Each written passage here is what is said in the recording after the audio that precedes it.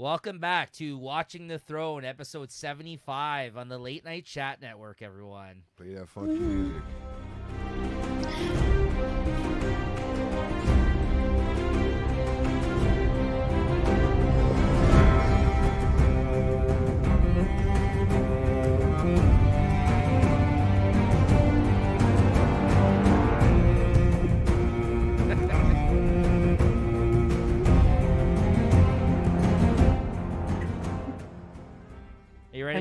Are you ready to jump out a window Yeah, yet? you Jay? notice like my head isn't like going to the music anymore. Now it's more like just shaking my head. Like no, not again. Bro, you have at least 10 more for this season and another. Yeah, you're going to have to hear this a lot more this summer. I'm just telling you right now. Oh my god. Oh, boy. It's okay. Whatever. It is what it is.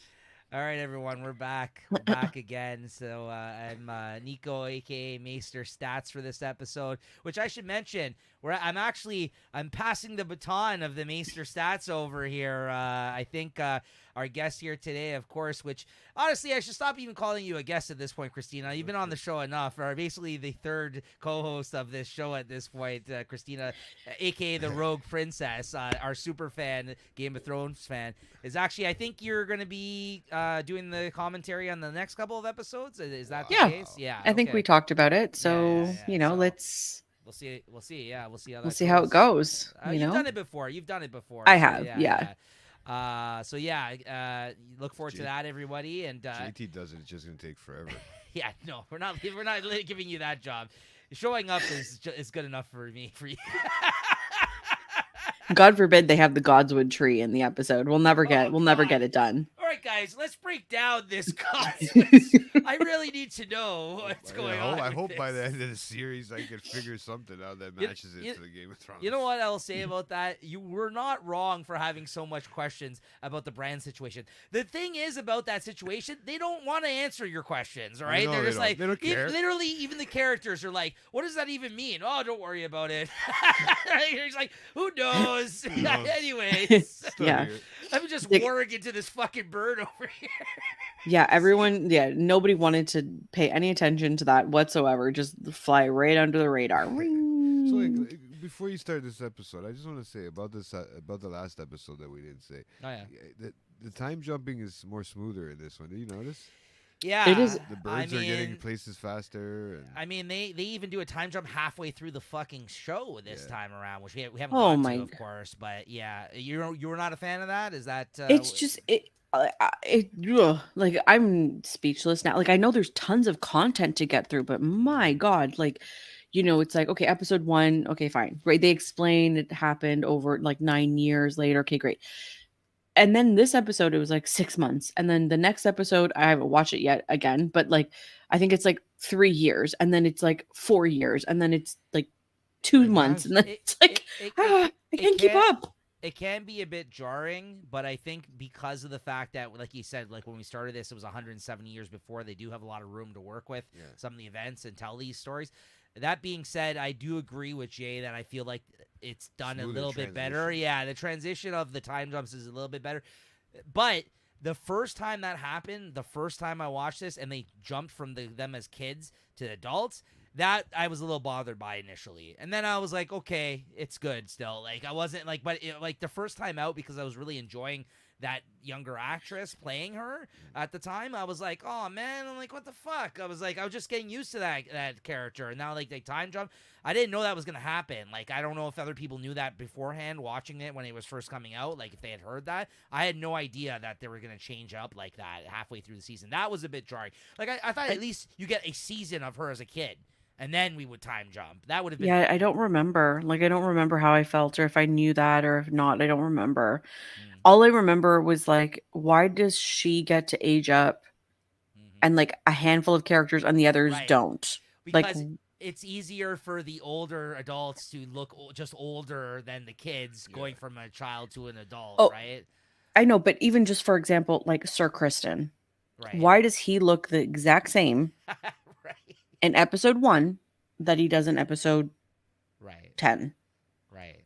Like, why? Yeah. I don't know. That was just like, I don't know. The continuity was a little off. Yeah. But when we do get to those episodes, I'm sure we'll have a lot get more there to say on that. But But yeah, I have two minds on that. I don't love it, but I also think it was done better. I'll say that. But than Game of anyways, Thrones, Ma- I yeah. thought. Do you think it was done better because they mention it? Like they flat out say, "Oh, it has been half a year since," and That helps. It does help. It does It help. does. It does help. Yeah, But remember, they have to get rid of a lot of that traveling time if there's nothing in that scene. There's a lot of traveling time. Remember, they're on horses, and not all of them are on dragons, eh? Like, so, true, right? true. All right. So, let's see here. This episode that we're going to be talking about here today is season 1, episode 2, The Rogue Prince. And yeah, as always, guys, like and subscribe. This is our Game of Thrones / House of the Dragon now review overview kind of like show where we get into talking about episode by episode. We will be leading into the second season of House of the Dragon this year and be doing kind of weekly kind of check-ins on the episodes as they come out, which will be a lot of fun, I think, and it'll have a different flow to them and kind of like, you know, just be set up a little bit differently in terms of what we're going to be talking about, like, you know, because we won't have these detailed notes that we pull off of the internet. But yeah, overall, which I guess I failed to say last episode, something we always usually ask at the start of this episode, is what we all thought of this one, revisiting this episode. As good as the first episode, better? What are we thinking so far of this season of House of the Dragon? It's getting my attention, man. Yeah, it is interesting. It is. You know, It is very interesting, and I like how they leave a lot of things up too, right in the air. So it's always nice to have that to look forward to. And I'm going through this differently than I'm going through this the same way you guys went through Game of Thrones, right? So I'm going this week by week now.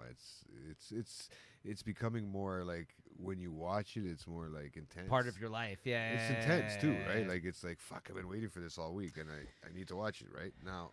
That's got to fit into my schedule now. Right. Weekly. I've really enjoyed revisiting this, honestly. Like, this is like coming fresh off of just talking about all the Game of Thrones that we just did and having watched it over this span of the year, cramming all those 8 seasons into this past year that we've been doing this show.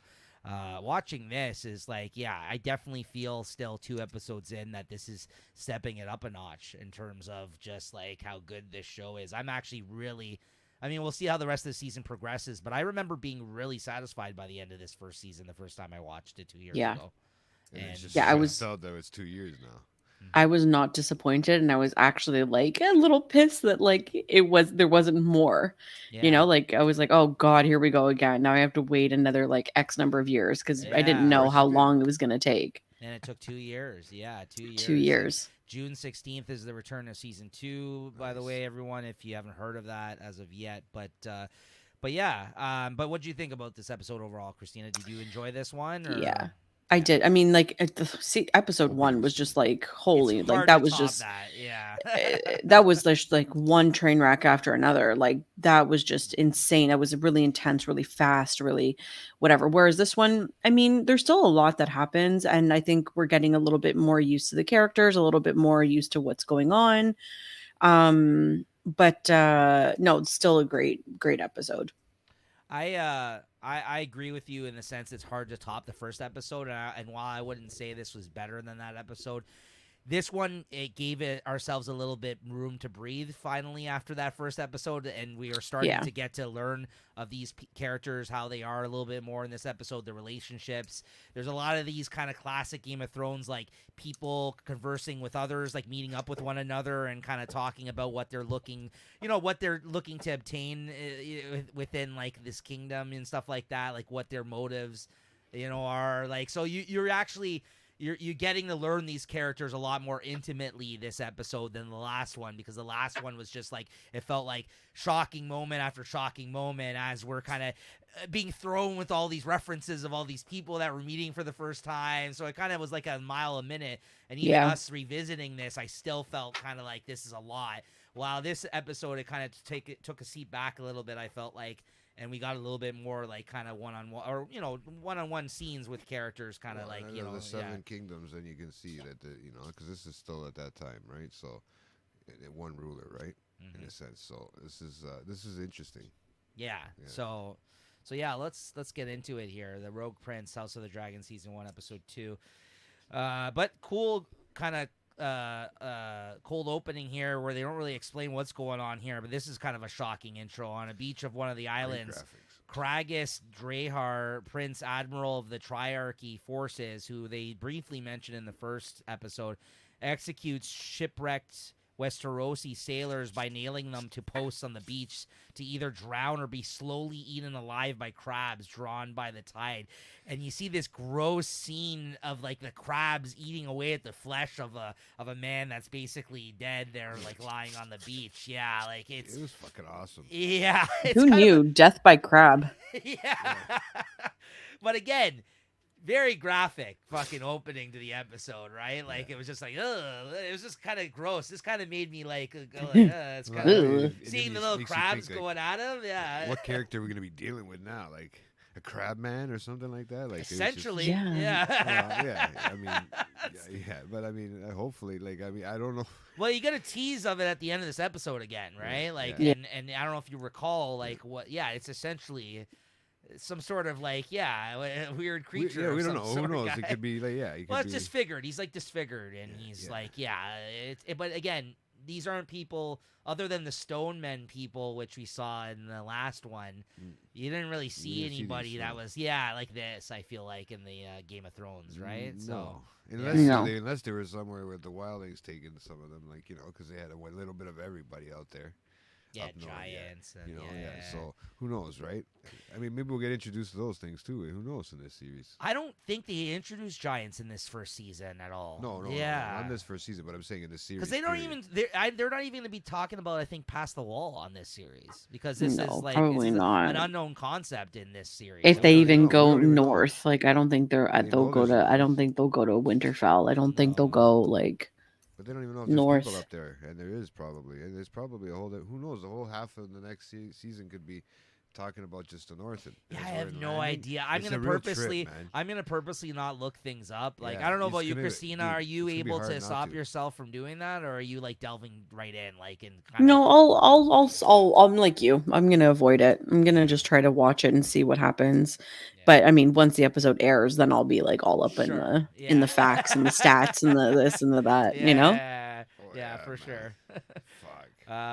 Okay, so then as King Viserys and his small council discuss the recent death of Sir Ryan Redwine, I think, Lord Corlys Valerian furiously storms into the chamber, raging that the Triarchy forces have now sunk 4 Westerosi ships, including one from the Valerian fleet, and demands action, insisting he be allowed to use the royal fleet to clear out the Stepstones. Sir Otto Hightower and Lord Lyman Beesbury argue against starting a war with the Free Cities, who are financing Drahar's occupation, while Viserys explains that he has sent envoys to the Triarchy's enemies in Pentos and Volantis with the prospect of an alliance against their common foe. But Corlys retorts that further inaction will only strengthen the belief in the Free Cities that Viserys is weak, which we've talked about. There's already kind of the chatter of going on between, other people outside of there, as evidenced by the fact he has done nothing to end Daemon's illegal occupation of Dragonstone for almost half a year. Rhaenyra speaks up, suggesting that the Valerian fleet backed by Targaryen dragon riders could easily reclaim the Stepstones, a suggestion that meets with Corlys' approval, but at Otto's urging, Viserys overrides her suggestion and dispatches her with Sir Harold Westerling to consider the prospective replacements of Sir Ryan. Kind of like dismiss yourself. You shouldn't be speaking on these things. You're too young. You're good. You'll speak later. You're not part of the council. Like, even though she's like the heir to the throne, like, and he swore fealty to her, but it's like, whatever, just go away, child, She didn't have a bad idea, right? No, she didn't. I'm starting to realize she's not that stupid, obviously. So, but even so, she does speak out of turn, I guess, at the High Council, and so there. She is just a cup holder. For now. Yeah.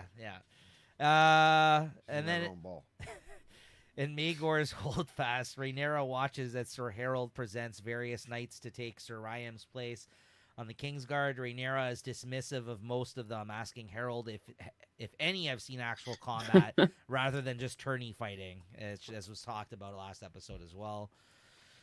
The sole candidate, who is Sir Kristen Cole, then explains he's earned his knighthood battling Dornish raiders in both the Dornish marches and the Boneway.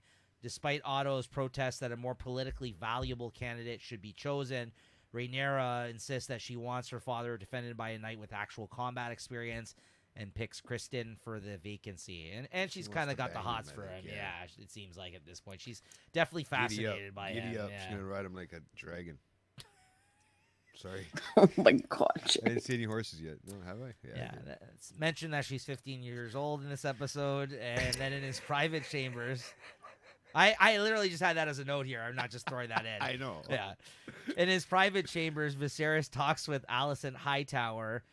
I think this is where it comes up, because he's maybe saying about how old she is. I can't recall. But while pondering over a model of Valyria, expressing his hopes to try and match old Valyria's glory.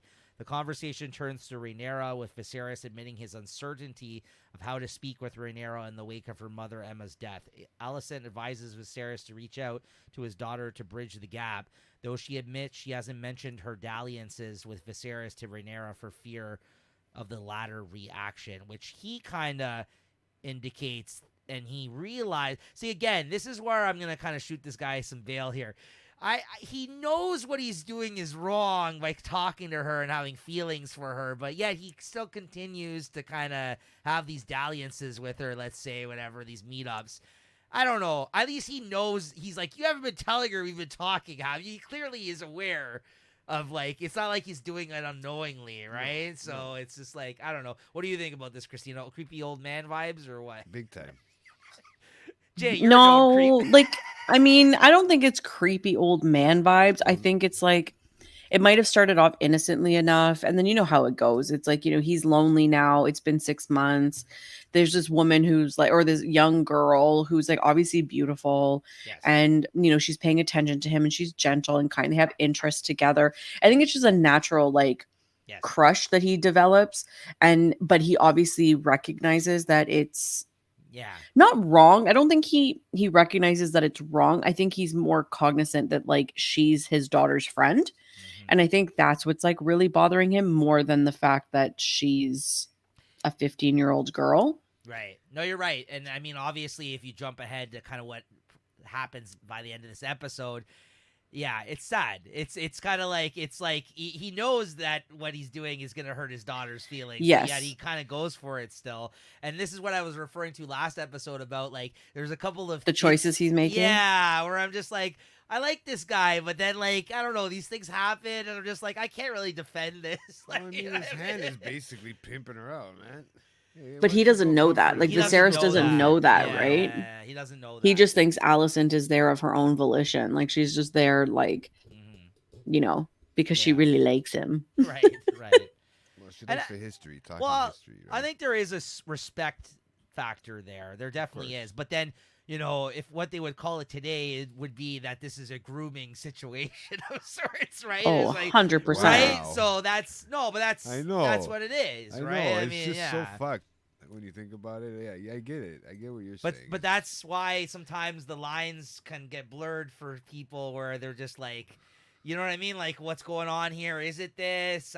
Maybe his intentions aren't that, but you know what I mean? Everybody thinks too much. Yeah, So, maybe they're not that, right? Yeah. Alicent offers the same advice back to Rhaenyra when she goes to see her, and then they go to pray at the Grand Sept in this next scene. Basically, speaking for her father there, and some people would think, though, it's kind of weird that this guy doesn't have anybody else to talk to within his circle like this. Like, why does this guy not have any? This guy doesn't have any boys. Like, I know he's the king, but he has nobody. He just have a Tyrion kind of guy.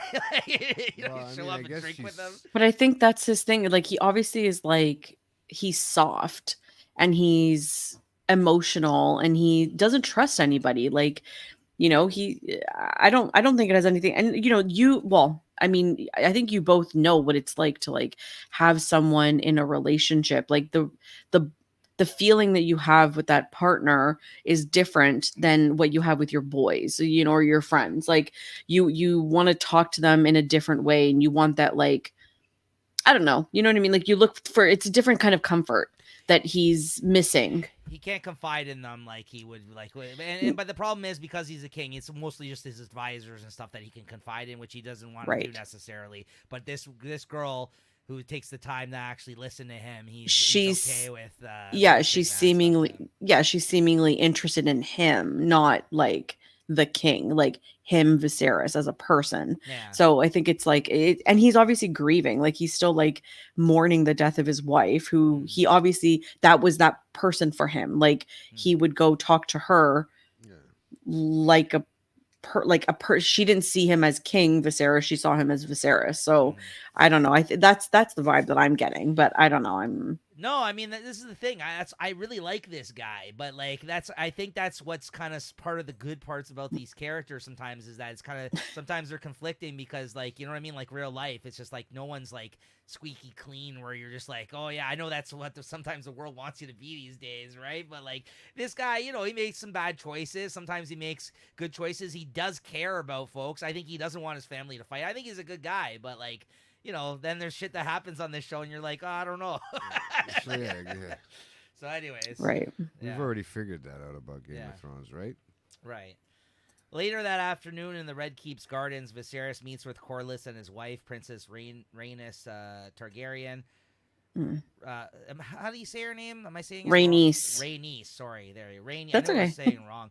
Reading it and hearing it are two different fucking things I'm learning about. Yeah, that's fucked up. Yeah. I'm trying to spell it. I'm just when I write stuff down too, I just spell it the way I can.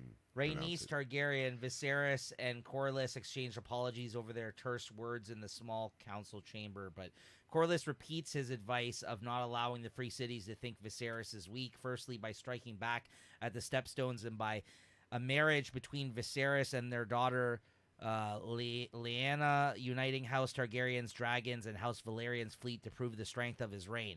Viserys is wary of a new marriage so soon after Emma's death, but Rhaenys reminds him it'll be expected of him to remarry and produce more heirs to strengthen his line. Oh yeah, how could I have forgotten about this fucking upcoming thing too? See, this he knows is wrong, and it's fucking weird. See, that's what I liked about this episode too. That's almost the pressure scene too. But it's kind of like 170 years go by and it's just like, oh yeah, whatever. In here he's like, yeah, this is wrong.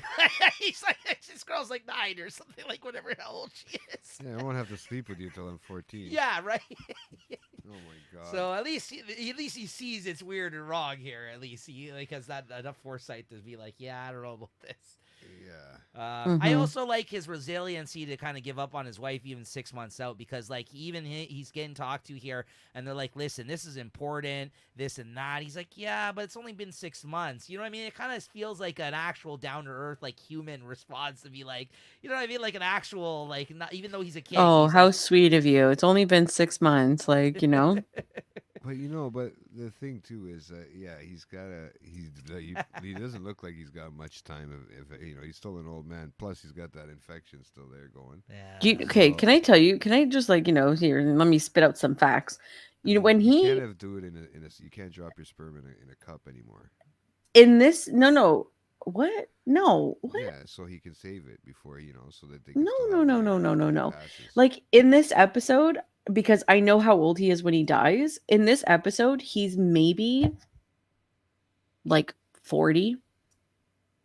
How old is when he dies? I'm 40. 52. It doesn't look that bad. So he has that wound for like 12 years. So, and that wound, by the way, is leprosy. See, I was going to ask about it once it kind of was more like it showed up again on the show. Yeah. I was curious what that was exactly, because I actually didn't figure it out the first time around that we watched it. Yeah. Okay. It's leprosy. But isn't that where everything starts to turn into like a stump almost? Like where they start amputating things? And I don't know exactly how that it's a flesh-eating like disease. It's contagious. That's like why. Like, gangrene? yeah, it's like, anyways, yeah. So that's what it is. It's interesting, and it's brought on by, you know, like every time he gets a cut, it's like it just opens the infection. Festering. Just like, yeah, that's what it is, right? Yeah. So yeah, it's gross as it goes on. I remember that. Whatever happened to that disease? I think it got eradicated. Yeah, we're not going to say the V word because we're going to get canceled. But yeah, I don't want to start a political argument right here.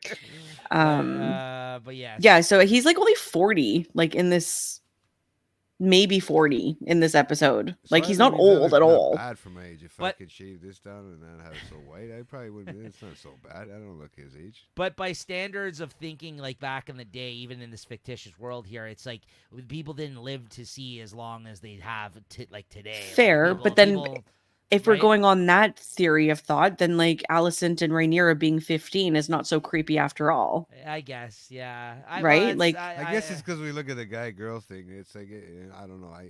We shouldn't be maybe doing that, but we think it's. I but- think it's more disgusting if they're doing but- it to a girl. But but if it's this the other is- way around. But this is hey, help me why out. these are sometimes themes in the show, because they know you're going to be looking at it from societal kind of views of today, and you're going to be like, what the fuck is this? Yeah. Like, right? And not to mention, this is a fictitious world, of course, but there is obviously things like this that have occurred in real life too. So Well, like the that's Roman why times that's to keep the bloodlines right. pure. So it's anyways.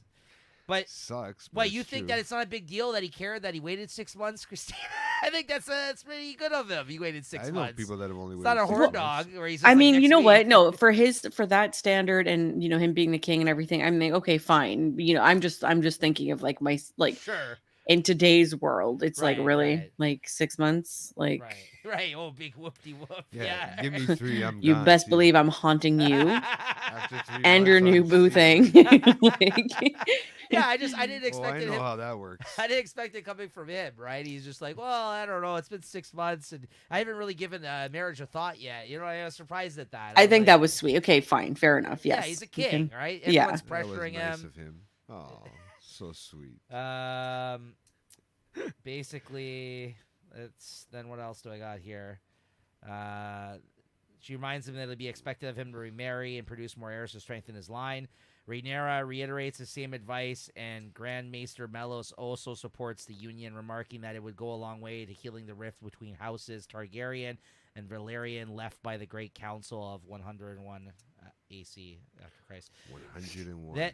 Then we jump to a quick couple of scenes here. Dinner with Rhaenyra. Basically where he talks about her speaking out of turn at the meeting, and he tells her, you're young, you will learn, don't worry. Like, he kind of gives her a vote of confidence because he's been having a hard time kind of talking to her lately, but he also realizes that he kind of fucked up with his daughter once again in that scene in a way, right? Kind of dismissing her.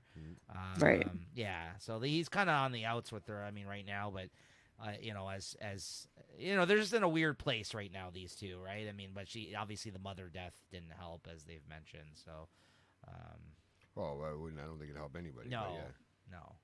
especially a young lady. And then There you go. then you get this lovely scene of maggots being used for healing, which is a real thing, and they're eating away. It's so weird. Eating away It's the a dead real flesh. thing, That even was a now. real thing, yeah. But I mean, before even modern they can- medicine, yeah. Well, I mean, they can probably still do it and use it now. They use leeches still and shit. So it's, I mean, literally at the end of the Yeah, day, leeches. That's what I meant. Yeah. It was more so that I was speaking on. But they used Yeah. maggots here in this scene to eat the dead flesh away, I think it was, right? That's Essentially. What do disgusting. yeah, man, they must have had a lot to spare. Right now, you got to create those things, like leave your green bin out in the heat.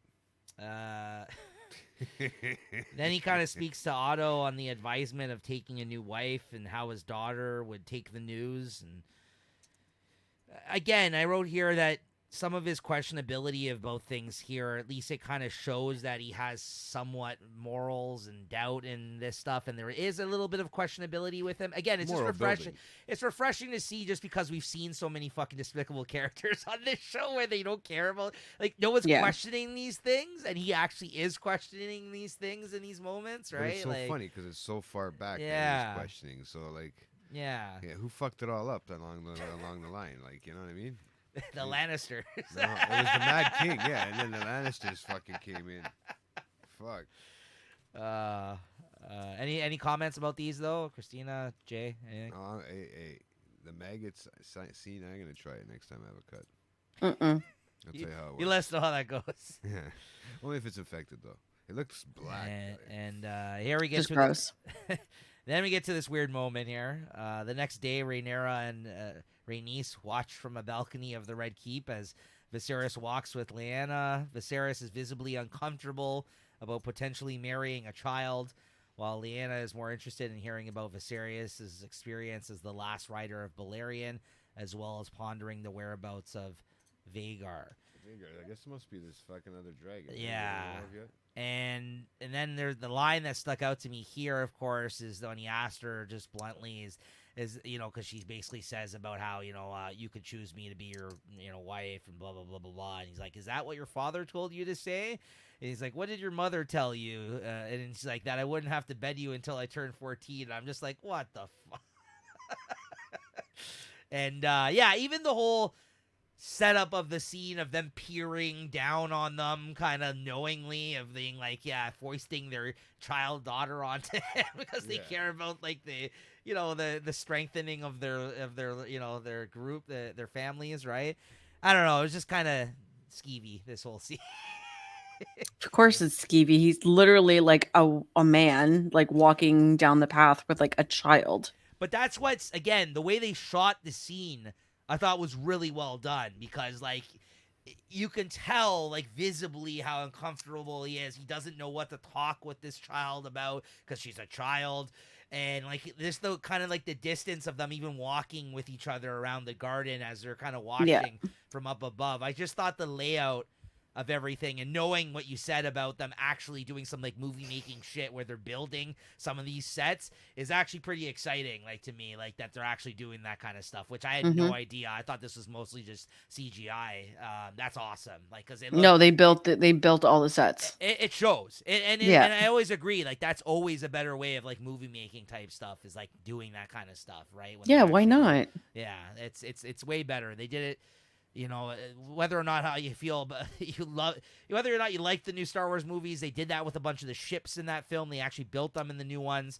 Mad Max, they built all the fucking cars in the last new Mad Max Fury Road that came out. Yeah, so like things like that, it shows, I think, in the final production. So, yeah. Rhaenys bluntly tells Rhaenyra that whoever her father takes as a wife, should Viserys have a son, the men of Westeros will expect that son to be his heir, not Rhaenyra. Rhaenys notes that given her own passing over, the men of Westeros will not accept a woman on the Iron Throne. Mm-hmm. And there's also a mention of bending the knee for the first time ever here. I was going to say something about it. I remember it came in. Because Rhaenyra busts out, they will bend the knee to me one day. And I was like, whoa.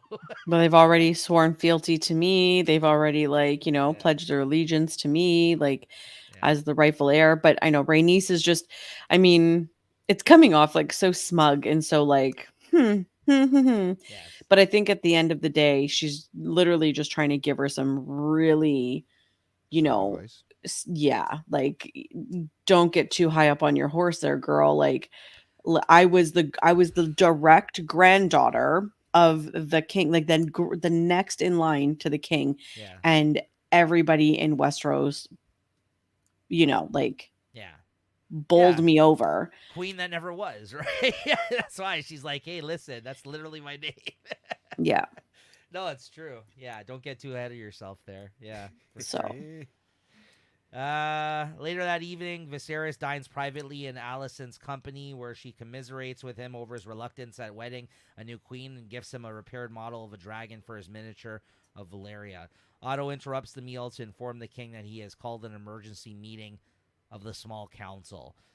And then there's like a weird, like right at the end of the scene, you can kind of tell in terms of like the setup that is occurring here with him inserting her in the king's life. When he leaves the room, she looks at her father and they kind of exchange a glance, but you don't see his perspective of him looking at her. You just see the camera on Alicent. I don't know if you guys caught that, kind of like looking over at her father after he like comes in and dismisses the king, where he's like, oh yeah, you gotta get going. And then she kind of gives him like a look like, yeah, you interrupted me kind of trying to get close to him or something, or like just uneasiness I felt like on her kind of part. Like, I wonder, I think I did catch that, but I think it was more like, because they were sharing a private, intimate moment, like I know, but I think there's like, I think maybe that look wasn't like, it wasn't like, oh, you've cut into my deception. I think it was more like you cut into my, like, I'm into this, like I like him now. You know what I mean? Like now it's becoming deceptive because it's like I actually do like him. That makes more sense. You know what I mean? Because they did share an intimate moment in that moment, and then he interrupted. So if anything, she's like, fuck off. Yeah, okay. That makes more sense, actually. That makes more sense. So, like, I think it was more that than, like... that would make even more sense because they just focused on her reaction. It wasn't her father's reaction. They just kind of put the camera on her, and you kind of see her kind of give him like a glance of some sort. But I was trying to figure out like what was happening there, so that makes more sense. I like your take on that better. Yeah, that's good. Thanks. Maybe she's like, what could I gotta do for the? I know they did share it, but if they've had to share the moment like that before, like a singled out moment. So I mean, I don't know. It could go either way too. It could be more her pissed off in a sense, like, why are you making me do this? I think it's more that. She said that. Yeah, I didn't see it that way. Why are you making me do this? Like, because it's really, she's listening to her father. Right. At first, yeah, whatever. If she became, but it's been 6 months now of her being by his side, right? Mourning his wife and everything else, right? So. Yeah. One of the Dragon Keepers is present at the meeting who informs Viserys that an egg has been stolen from the Dragon Pit. The culprit is none other than Daemon, once again, who left a missive announcing his intention to take his mistress, Mysaria, as his second wife, flippantly inviting his brother and council to attend. And now, she is now with child. Daemon wishes to place a dragon egg in the infant's cradle, in keeping with Targaryen tradition. Viserys, furious at his latest display of insolence by his younger brother, declares his intention to retake Dragonstone from Daemon, but Otto insists the king cannot risk himself, warning that Daemon is unpredictable and has fortified the island and castle with a private army of gold cloaks, and volunteers himself to lead efforts to expel Daemon from Dragonstone. Rhaenyra is also left angry when she learns the egg Daemon had stolen was the one she had picked out for her little brother, Balon. Bitch. I mean, he's fucked up for doing that. That was like that, because it's that like nobody thought to ask that question, and it was like the first question that Rhaenyra asked was like, which egg was it? Right.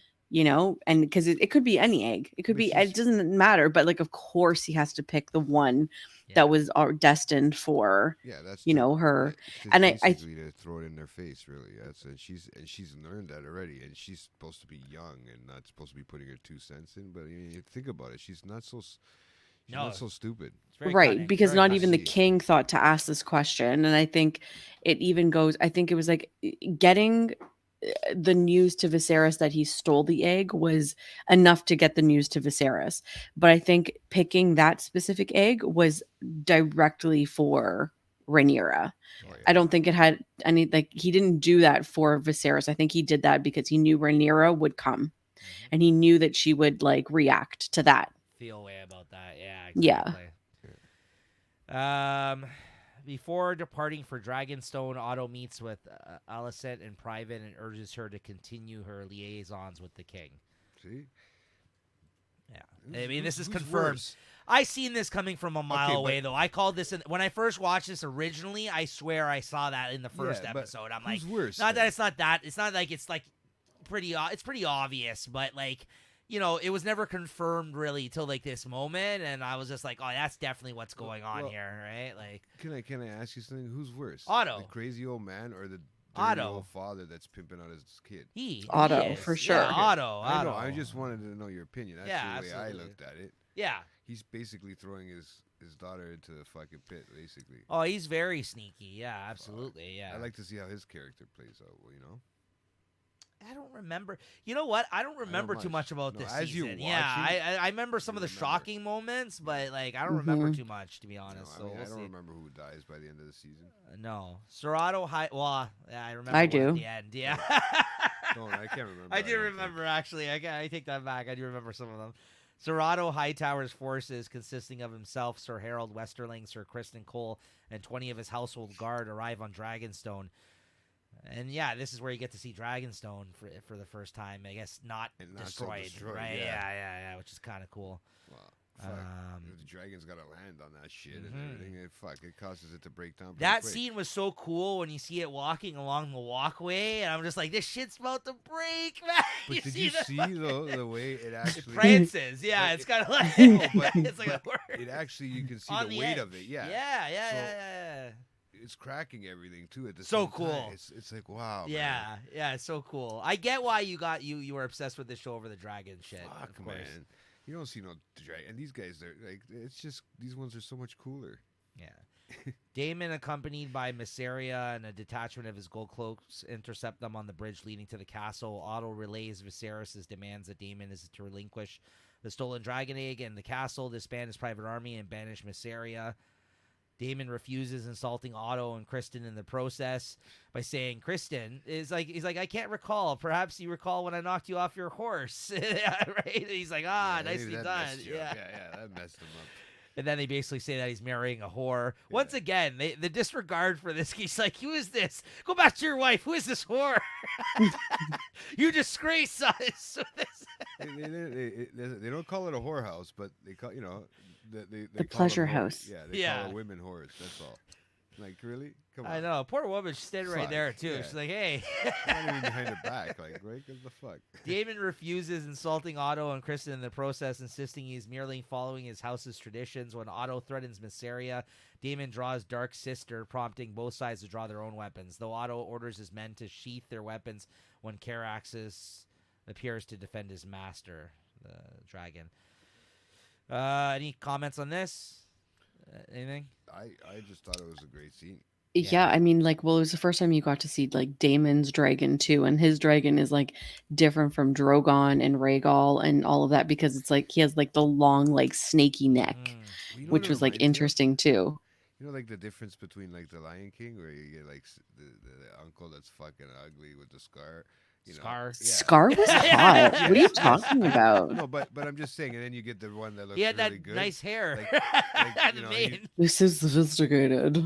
Yeah, he's like the second hand. You get the second hand dragon, the one with the fucking awkward long neck. Before the tension can spill into open conflict, Rhaenyra arrives unannounced on Syrax. She dismounts and brushes past the protesting Otto to confront Daemon personally. Rhaenyra dares her uncle to kill her if he truly wishes to reclaim his former status as her father's heir. But Daemon cannot bring himself to murder his niece in cold blood, even for his old position, and begrudgingly tosses Rhaenyra the dragon egg before retreating with Mysaria and his crew there back into the castle. Rhaenyra turns the egg over to the care of the dragon keepers. Nice. Some great dragon action here, and I also like the High Valyrian talk that they share, these two, amongst everything going on, right? Yeah, that's some good stuff. And you know what's good? They actually have it now on the screen as opposed to... like when I was watching House of Dragons, I had to hit the closed caption and put it for English, and it would tell me the two differences. But now it's funny because it'll just give me the captioning for the English, but the Valyrian, it says speaking High Valyrian, but it's there. It's actually on the screen. But not from my closed captioning. That might be more specific to the site that you're watching. No. That's what I'm saying. Okay, it's actually imprinted on the actual House of Dragons as opposed to the Game of Thrones. The Game of Thrones, we didn't know what the language. You had to actually hit the closed caption. So I have Christina. Any other comments on that scene? These ones, good scene though. Yeah. No, it's good. I always love when it says she or dismounts in the same sentence. I don't know why, it just does something to me. Okay. There you go. Moving on. Within the castle, Mysaria, who reveals she was not pregnant, Daemon having concocted this claim to spite his brother. Another word.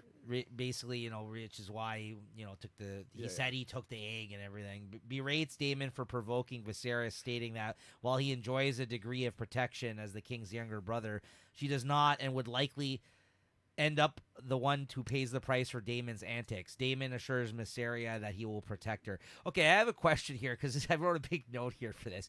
What the fuck is this accent that this woman is using in this scene? Did anybody pick up on this? I'm like, what is this?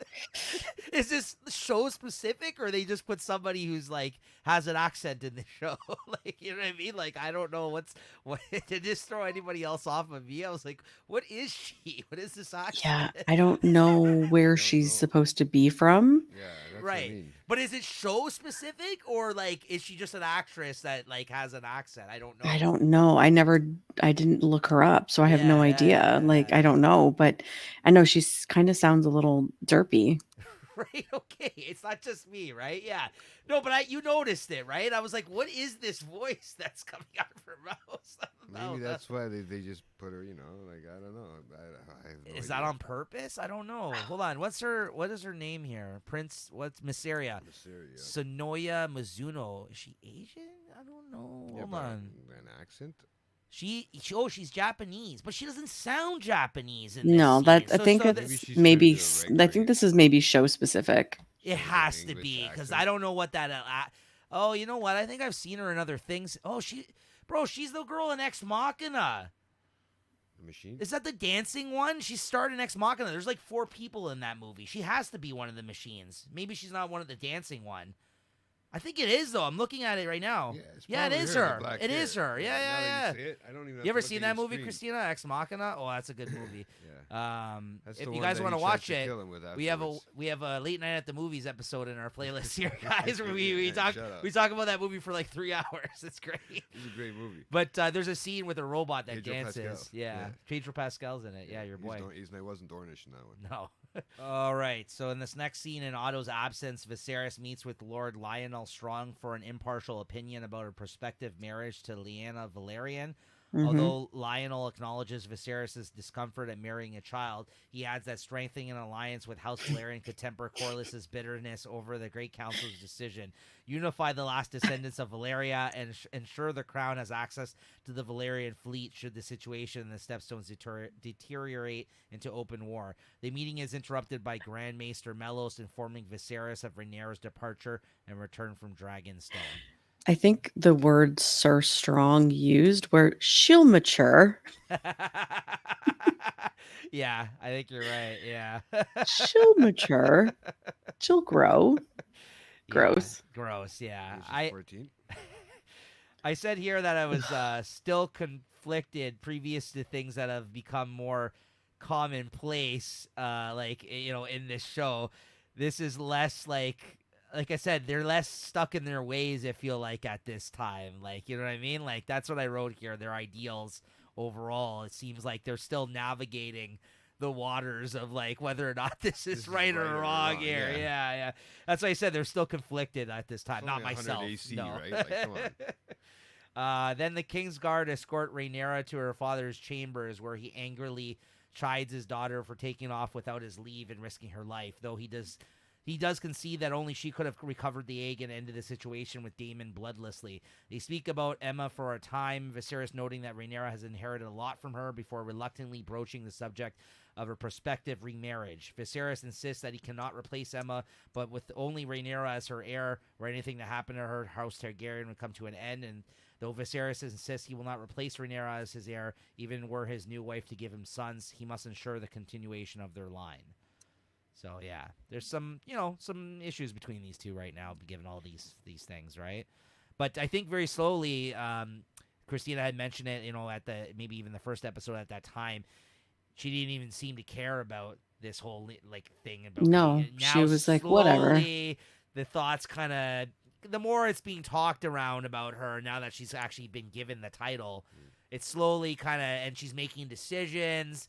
It seems like she's kind of, you know what I mean? She's up to the task all of a sudden. Well, somewhat, I think it also changed because like Viserys told her that he has overlooked her whole life. Yes. So it's like when you're just passed off or brushed over, like when you finally get the acknowledgement and the love that you think that you forget that you need and you want, it's like, okay, now I have it, and now you're validating me and my existence. Craving it, at this point. Like, let me just run with it now, right? Because hop on. Yeah. Good point. Yeah, good point. It's called mind fucking. Well, yeah, it's got to be a mind fuck. Because like, think about every time her mom got pregnant, like 5 different times, 6 different times, and like, how many? That's like 6, 7, 8 years of just constant out of your 9 or whatever, that you're worried that you're going to be superseded all the time by someone younger. And as she's maturing and having seen and experienced all this stuff that's happening around her, and now she's like, maybe I should be making the decisions around here, having seen that she's already better suited for it. I mean, she's the one that got the egg back and everything else here, right? It wasn't those other guys that he would have fought him, right? So they would have fought. They would have had a war. It's because her uncle has a boner over it. That too. Sorry, I mean, it's true. But At a small council meeting the next morning, Viserys declares his intention to marry Alicent Hightower, unbeknownst to everyone, even her, it seems like, in this scene, right? He just kind of, after kind of like not being okay with having the more underage girl there, he kind of sideswipes everybody here, like kind of takes them off their guard here. Only Otto looks pleased with the king's decision. Of course, the rest of the small council stand in silent shock while Alicent averts her eyes from Rhaenyra, knowing that she was going to be pissed about this, obviously. Furious at this latest insult to his family, Corlys brands Viserys' decision an absurdity and storms out of the chamber. Rhaenyra follows him, disgusted and hurt by her father and friend keeping this from her. Yeah, it's pretty fucked up. Yeah, right. Like this is the decision. Let's say you know what, the first decision had to be made either way in the last one. Listen, with the childbirth one, okay, I'll give him a pass on that. This was fucked up. Like, I mean, this is it could have been worse if he married the other one. At least he likes her. 8-year-old. At least he likes her. He actually genuinely likes this girl. The other one, yeah, you're right, but this can be considered of age, like legal, right? I think back then it was. After it wouldn't have mattered. I think he would have made a lot more people happy with Laena Velaryon. Why Targaryens? But I think he's choosing himself. Like he's choosing. Yeah, the good of the people or whatever kingdom or inheritance. No, he's choosing his own selfish feelings. Yeah, that's true. Versus what is best for the realm or best for. Because what is best would have been the other situation. Yeah, that's true.